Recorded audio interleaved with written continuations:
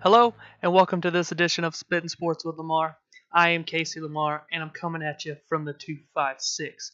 Don't forget, if you do enjoy this video or any of the others on my channel, please drop a like, share the content, and subscribe to the channel. But in this one, I will be discussing the Big 12 Conference. Um, just obviously like the last video, my predictions, stuff like that. But this will be our only Power 5 conference with no divisions. And the teams in the conference go as follows for you that don't know. You got the Baylor Bears, Iowa State Cyclones, Kansas Jayhawks, Kansas State Wildcats, the Oklahoma Sooners, the Oklahoma State Cowboys, excuse me, the TCU Texas Christian Horned Frogs, Texas Longhorns, the Texas Tech Red Raiders, and the West Virginia Mountaineers. Just some of the notable Week 1 games for the Big 12. All of them on Saturday, September 1st. This one's intriguing to me just because of the offenses, and then of course Lane Kiffin. Always somebody you look for on Twitter to be saying something. But Florida Atlantic, FAU, and Lane Kiffin head to Norman, Oklahoma to take on the number 7 Oklahoma Sooners. That game will be at 11 a.m. on Fox at Memorial Stadium in Norman, Oklahoma. Like I said, be interesting to see. You always know Lane Kiffin; he knows what he's doing on the offensive side of the ball, and as Oklahoma's defense worked on stopping somebody's offense. Last time we saw them, they got ran through, looking like Swiss cheese out there on the field against Georgia's offense. But we'll move on.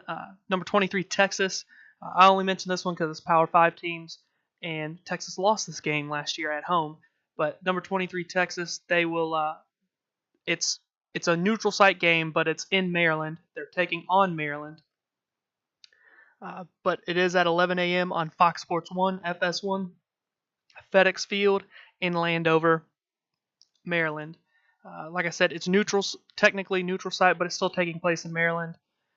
They chose to have it at FedEx Field, get a bigger crowd there. But like I said, last year, Texas lost to Maryland at home. So that's why I mentioned that one. 2 Power 5 teams. Maryland, they got decimated by injuries last year, not expected to be real good. And obviously all the controversy going on there currently with the coaching staff. Next one, I'll also mention this one in the SEC video. Ole Miss versus Texas Tech. 11 a.m. ESPN.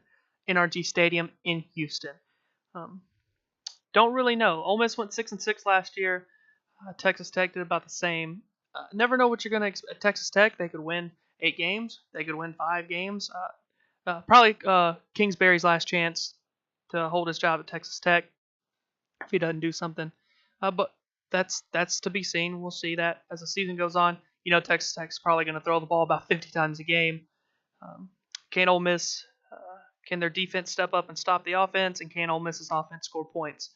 I think they have a good chance, got a good quarterback, but we'll just have to see. I mentioned that one. Power 5 teams, two teams that have been highly ranked programs, very, very widely talked about at some point.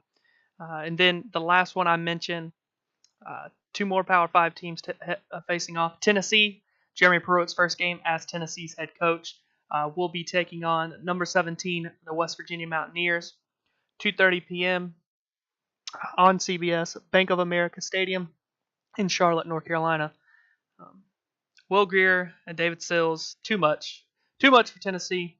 But it'll be interesting to see how well Tennessee plays in their first game under new head coach.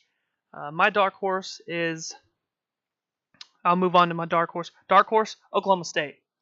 Not ranked to start the year. They usually are. Gundy knows what he's doing. Gundy knows what he's doing as a head coach.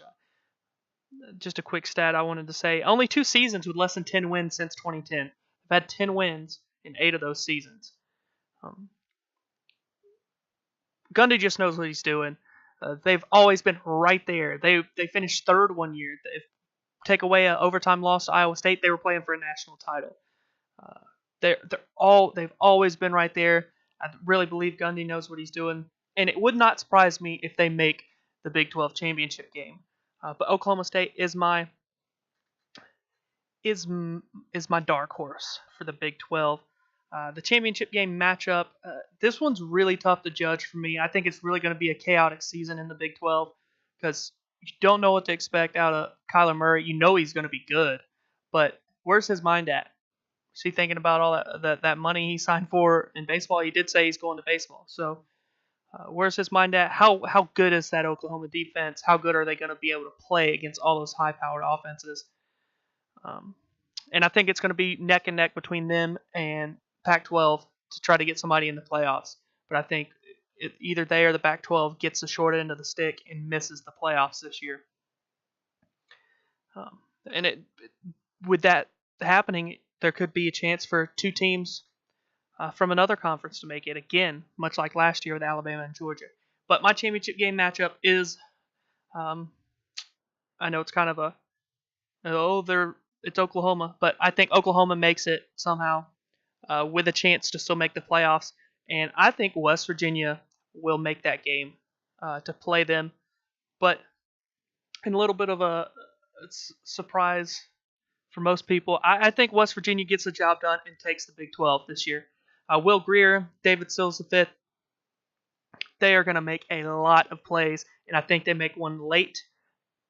Take those two, they make a play late. Greer to Sills for the game winner, taking away Oklahoma's Big 12 championship hopes and possibly playoff hopes.